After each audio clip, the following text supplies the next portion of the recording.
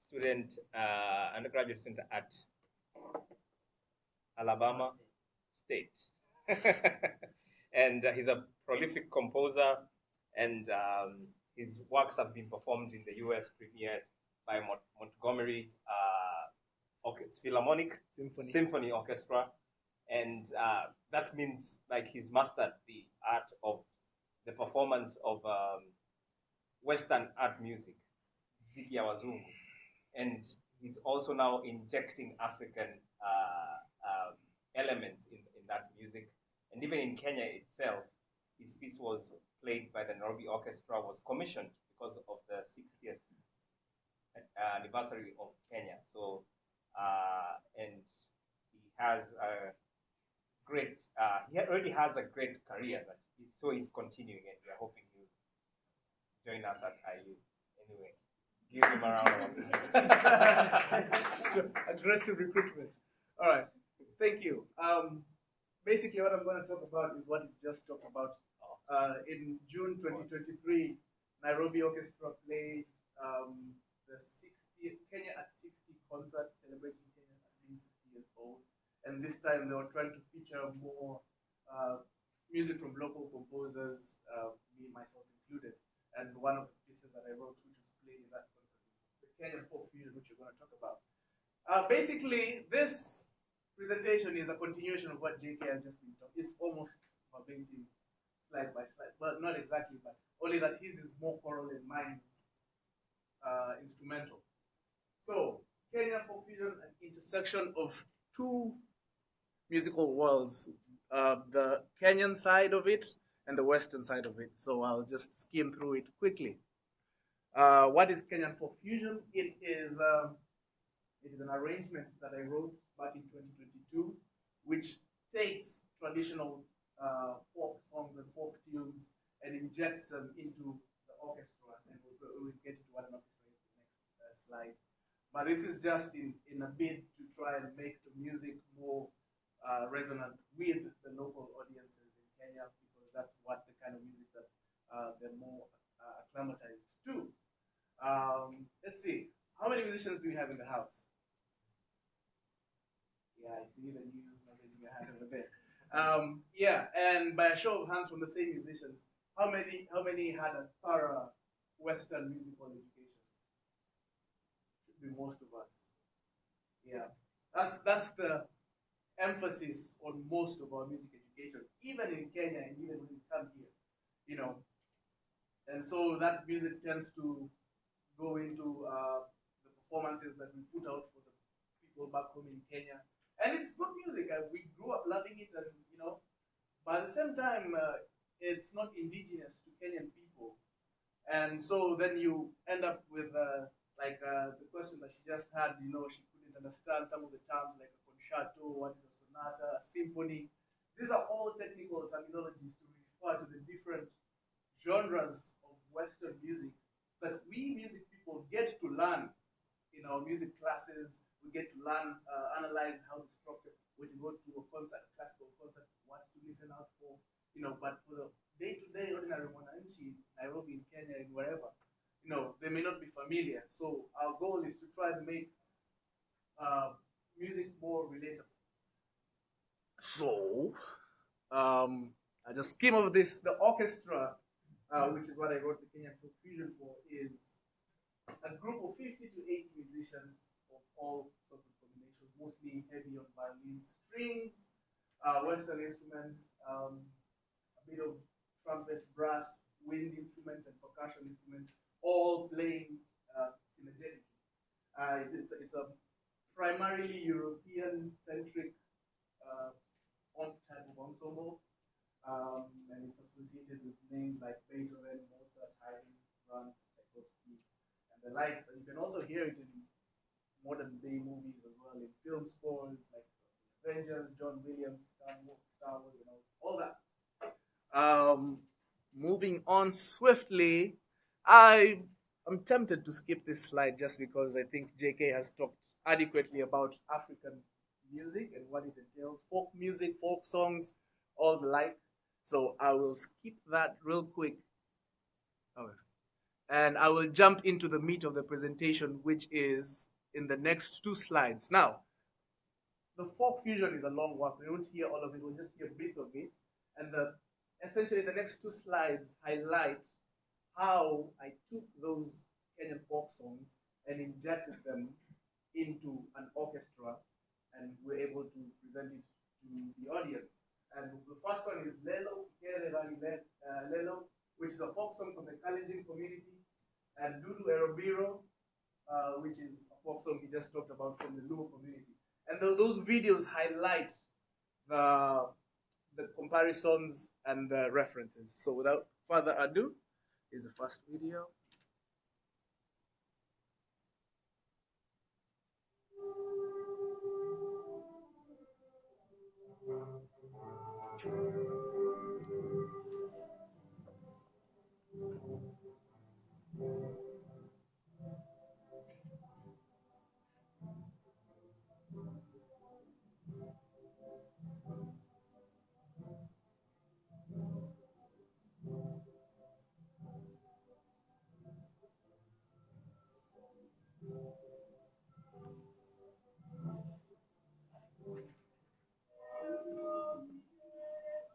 This is the original format of it.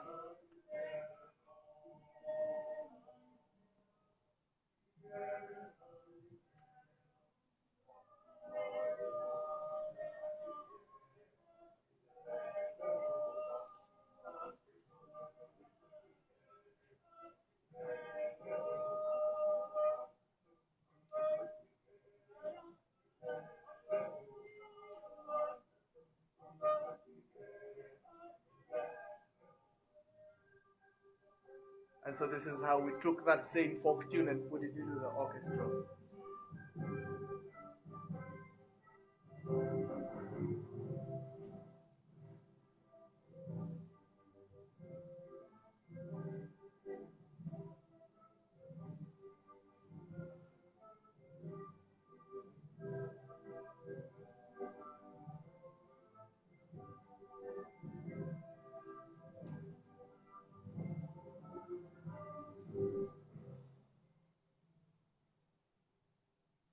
And this is the second one.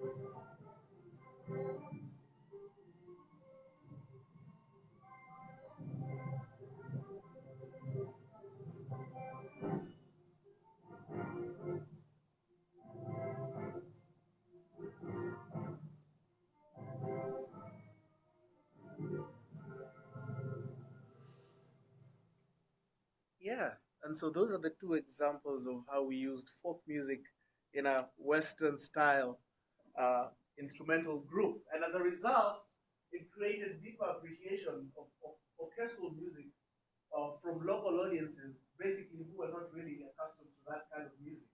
It also created awareness and appreciation of African folk music to unfamiliar audiences, both local and foreign, and it also increased the prominence of instrumental music in a scene that is dominated mostly by vocal music.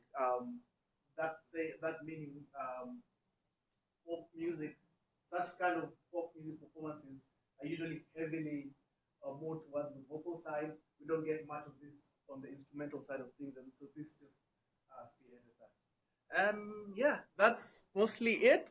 But as I conclude, I just talk about a little bit about what I wrote, which is in the same vein of folk music being written for an orchestra. I wrote a new piece called Taifa Overture, which takes traditional melodies from, not melodies per se, but rhythms and traditional idioms from coastal Kenya, Giriama communities, and the Borana, and put them again for orchestra, just like I did with this.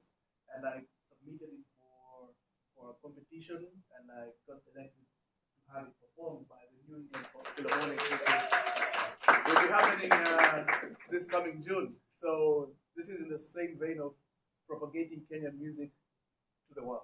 Thank you. All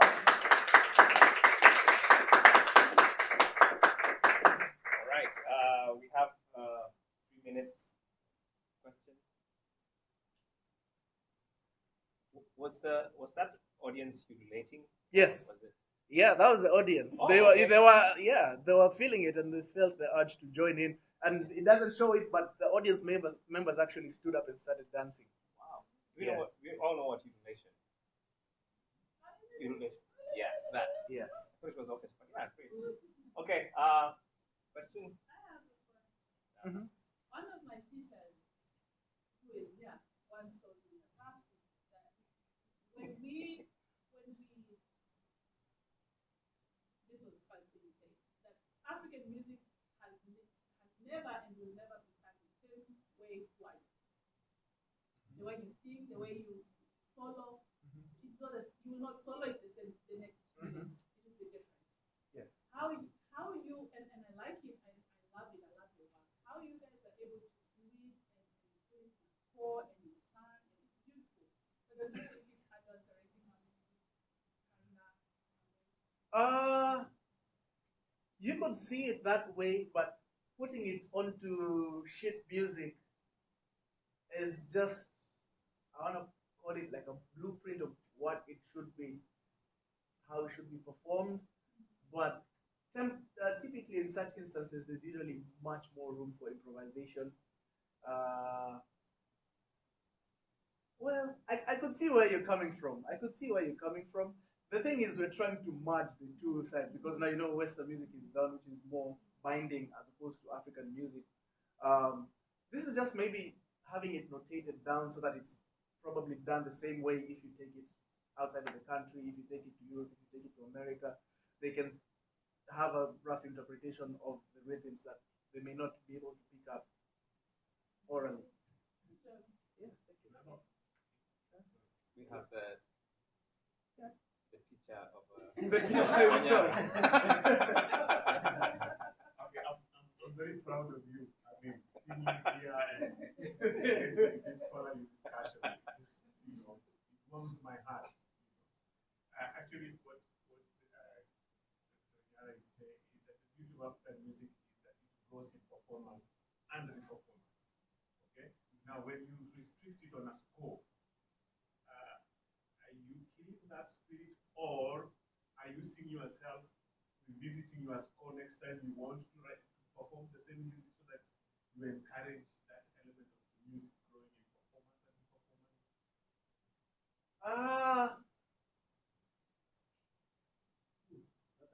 And I want to base it on what he said about the music by Moyale, how it was sung before and how it improved to where it is. I think it's a good example of what the question is saying, improving the